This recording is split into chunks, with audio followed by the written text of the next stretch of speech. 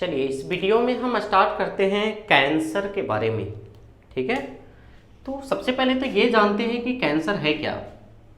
देखिए, कैंसर का मतलब होता है abnormal and uncontrolled division in cell leads to formation of tumour. यानी कि सेल में अबनॉर्मल और अनकंट्रोल्ड डिवीजन होने की वजह से ट्यूमर का बनना क्या कहलाता है? कैंसर कहलाता है। तो सेल में अबनॉर्मल या अनकंट्रोल्ड डिवीजन होने का मतलब क्या है? जैसे आप समझिए कि कोई एक सेल है, ठीक है, मान लीजिए यहाँ एक सेल है और ये डिवाइड होकर दो सेल बनाता है।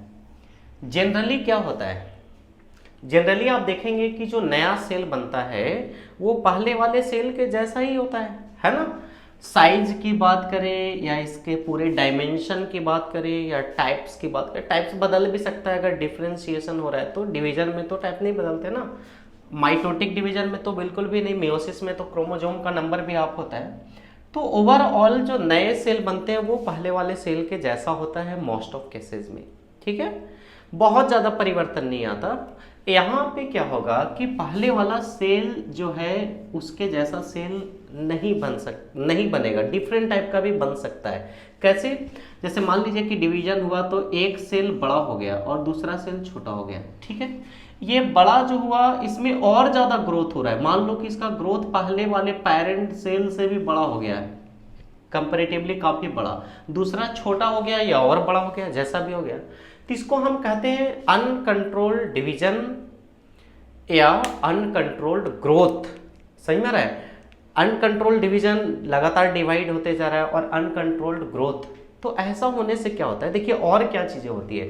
तो एक तो इसमें होगा कि डिवीजन जो होगा अनकंट्रोल्ड होगा, है ना, और अबनॉर्मल होगा, असामान्य तरीके से होगा। जैसे मान लीजिए कि एक सेल को 24 घंटे के बाद डिवाइड होना है, हो सकता है पहले ही डिवाइड हो जाए या और लेट से डिवाइड हो, तो अबनॉर्मल और अनकंट्रोल्ड डिवीजन होगा। ऐसा होने से क्या होगा ये समझिए। और उसके अलावा क्या होगा, जो सेल बनेगा उसका लाइफ स्पेन होता है ना। कोई भी सेल का जनरली लाइफ स्पेन होता है, उतने समय बाद उसको डिस्ट्रॉयड होने। अगर लाइफ स्पेन ज़्यादा हो जाए और वो सेल ग्रो करते जा रहा है, बढ़ते जा रहा है और लाइफ स्पेन ज़्यादा होते जा रहा है, वो डिस्ट्रॉयड ही नहीं हो रहा है, तो क्या होगा, सेल का क्लस्टर बनते जाएगा, गुच्छा बनते जाएगा सेल का।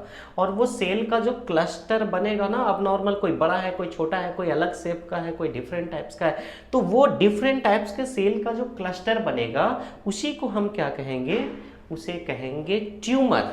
क्या कहेंगे उसे? ट्यूमर। और ट्यूमर ही तो कैंसर है।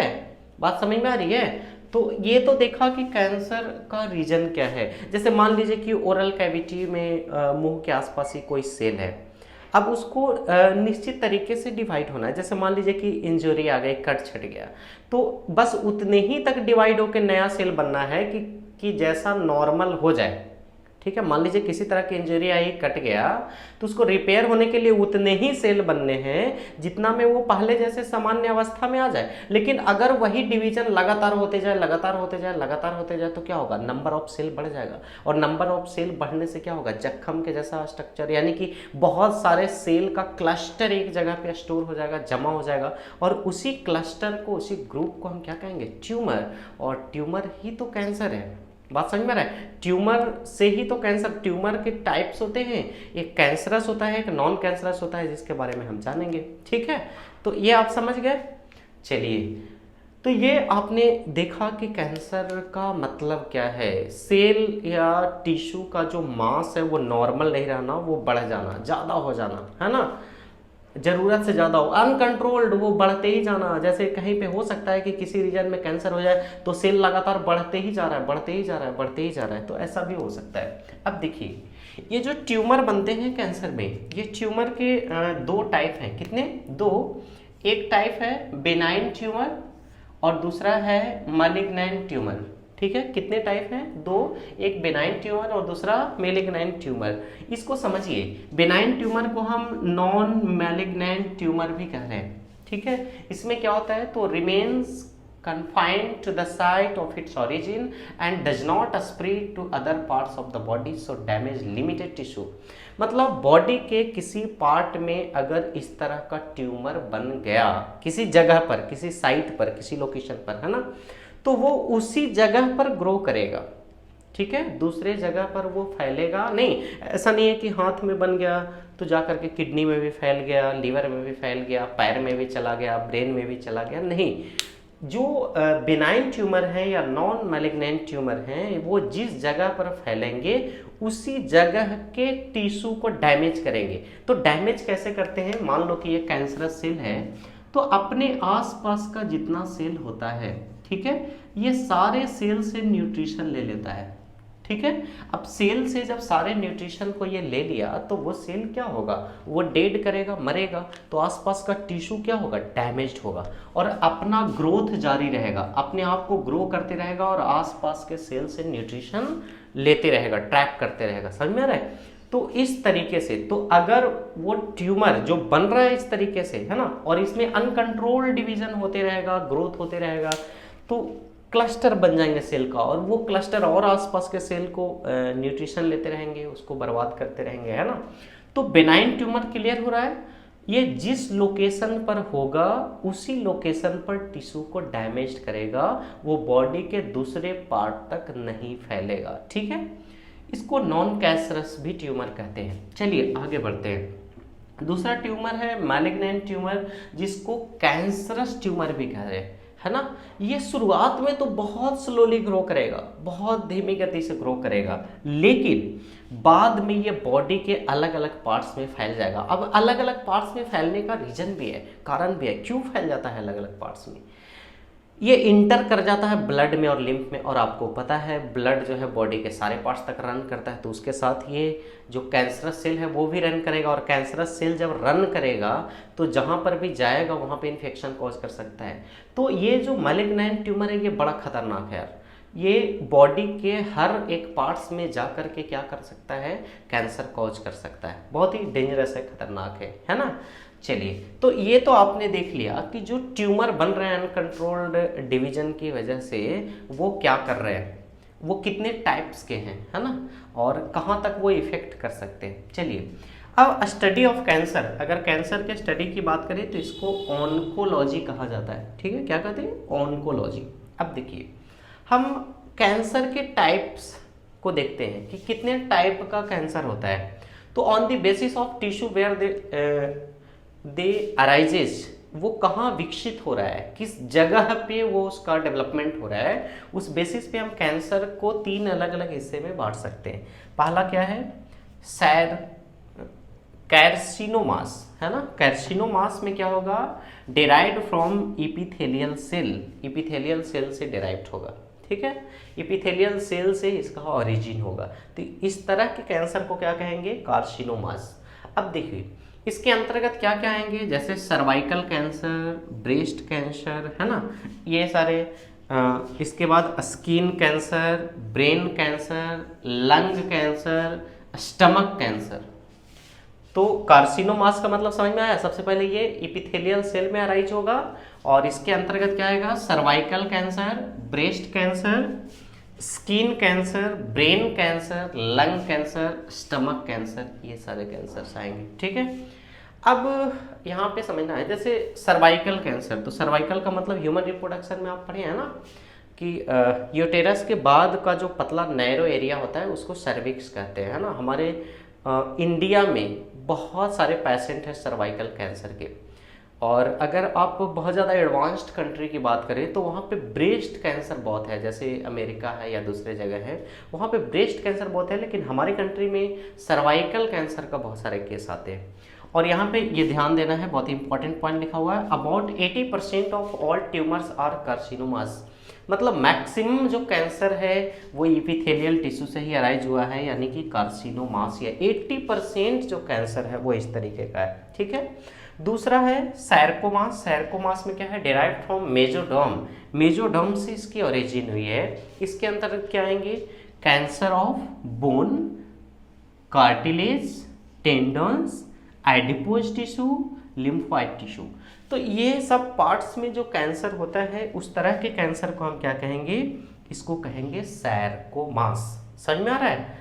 अब यहाँ पर एक इंपॉर्टेंट पॉइंट लिखा हुआ है, cancer of bone is called osteoma, bone में होने वाले कैंसर को ऑस्टियोमा कहते हैं, ये इंपॉर्टेंट है इसलिए यहाँ पे लिखा हुआ है। यहाँ पे भी लिखा हुआ है cancer of gland is called adenocarcinoma. ठीक है, अगर किसी ग्लैंड में कैंसर हो रहा है तो उसको क्या कहते हैं, एडिनोकार्सिनोमा टर्म यूज करते हैं। तो ये तो आपने दो टाइप देखा कैंसर का कि वो कहाँ ओरिजिन हो रहा है, इस बेसिस पे। थर्ड जो टाइप है ये है ल्यूकेमियास। ल्यूकेमियास में क्या होगा, abnormal increase of white blood cell include blood cancer. तो ब्लड कैंसर या वाइट ब्लड सेल में बहुत तेजी से वृद्धि होना, चेंजिंग आना, उसमें अबनॉर्मल ग्रोथ होना, ये ल्यूकेमियास कहलाता है। ल्यूकेमियास के अंतर्गत क्या आएगा, इसमें आएगा ब्लड कैंसर। ठीक है, तो इस तरीके से आपने कैंसर के डिफरेंट टाइप्स को देखा कि उसका ओरिजिन कहाँ हो रहा है, इस बेसिस पर। अब देखिए कौन से फैक्टर कैंसर कॉज करते हैं, ये जानना जरूरी है। किस फैक्टर्स की वजह से कैंसर कॉज हो रहा है, तो जिस भी फैक्टर की वजह से कैंसर कॉज होगा उस फैक्टर को हम क्या कहेंगे, उस फैक्टर को कहते हैं कार्सिनोजेंस।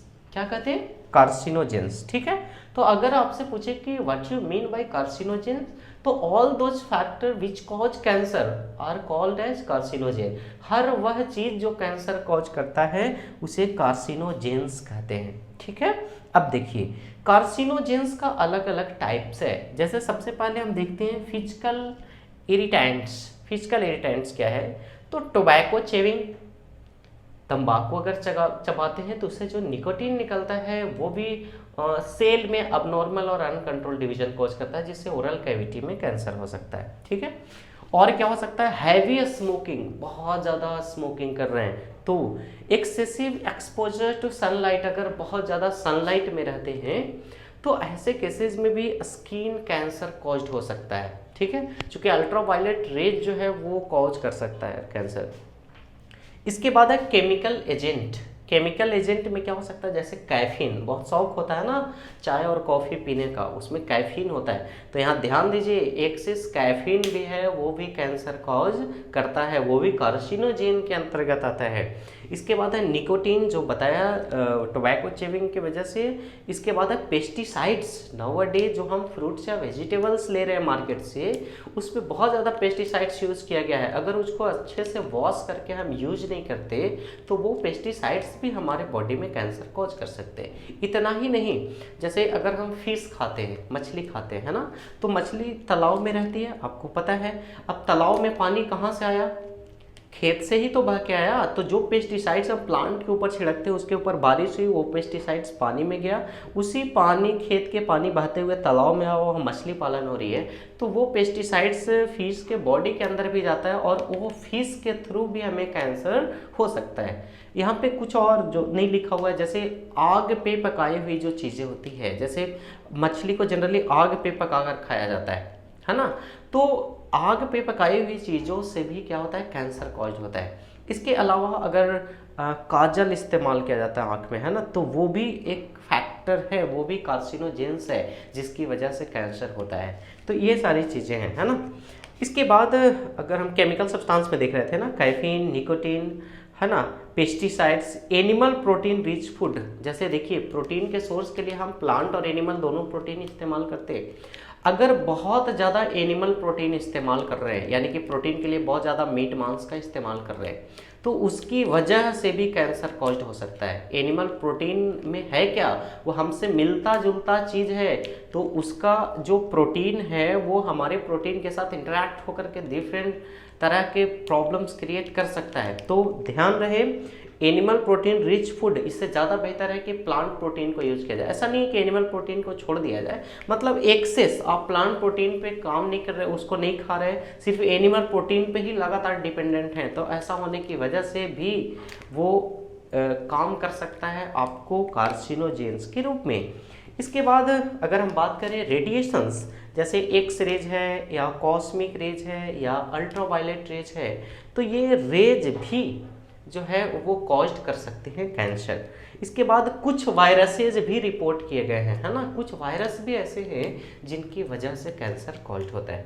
तो ये आपने देख लिया कि कैंसर का मतलब क्या है, कैंसर में जो ट्यूमर बनते हैं वो ट्यूमर के टाइप क्या है, कैंसर के स्टडी को क्या कहते हैं, कैंसर का टाइप किस तरीके का है, on the basis of origin, कहाँ से ये ओरिजिन हुआ है उस बेसिस पे, है ना। कार्सिनोजेंस किसको कहते हैं, तो हर वह चीज़ जिसकी वजह से कैंसर होता है। कार्सिनोजेंस का आपने टाइप देखा। अब देखिए ये कैंसर का ट्रीटमेंट हो सकता है, जैसे अभी इससे पहले आपने एड्स देखा, तो एड्स का ट्रीटमेंट नहीं है लेकिन कैंसर का ट्रीटमेंट है, इलाज है ना। तो इसके इलाज के लिए हम 4 अलग अलग मेथड इस्तेमाल करते हैं। वो मेथड कौन कौन है इसको समझिए। सबसे पहला मेथड है सर्जरी। जैसे किसी पार्ट्स में कैंसर है तो उस पार्ट्स को क्या करते हैं, रिमूव कर दिया जाता है सर्जरी करके, यानी कि काट कर उस पार्ट को क्या कर दिया जाता है, हटा दिया जाता है। तो कैंसरस सेल जब सारे हट गए तो टिश्यू में फिर जो आसपास का सराउंडिंग सेल है अगर वो इन्फेक्टेड नहीं है, वो कैंसरस नहीं है, तो उसमें नॉर्मल डिवीजन होकर के पहले जैसा वो मेंटेन हो जाएगा पार्ट। तो पहला तरीका है सर्जरी, यानी कि जो कैंसरस सेल है, ट्यूमर है, उसको काट करके हटा दिया जाता है बॉडी से। पहला तरीका देखा।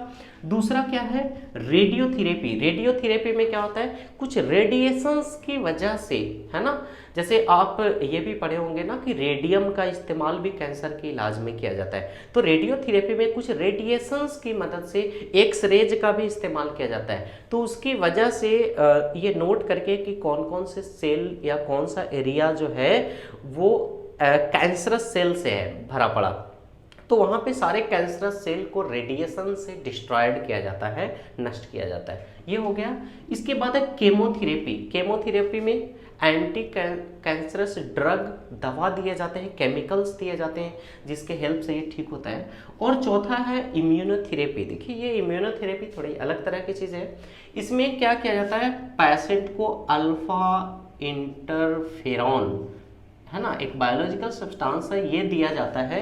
इसके होने से क्या होता है, हमारा इम्यून सिस्टम उस सेल के ऊपर काम करता है, कैंसरस सेल्स के ऊपर, और वो उसको डिस्ट्रॉयड करता है, नष्ट करता है ना। तो इतना सारा चीज़ आपने देखा कैंसर के बारे में। इसके बाद इस चैप्टर का लास्ट लेक्चर है ड्रग्स एंड एल्कोहल अब्यूज, जो इसके बाद हम देखते हैं।